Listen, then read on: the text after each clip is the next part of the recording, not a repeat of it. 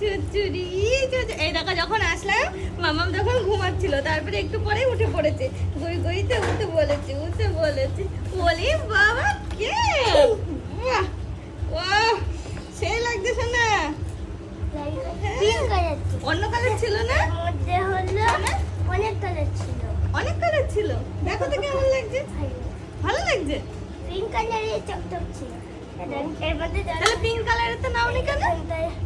Pink কালারের না, red কালারের। তো নাওনি কেন? বাবা এটা নিতে বলল। বাবা এটা নিতে বললো। এটাকে এখান থেকে জল ভরতে হবে, তারপর এখানটা এটা আছে। ও পাপা কিনে দিলে গুলো? এটা খুলে দাও। দাও। খুলে পড়ছি।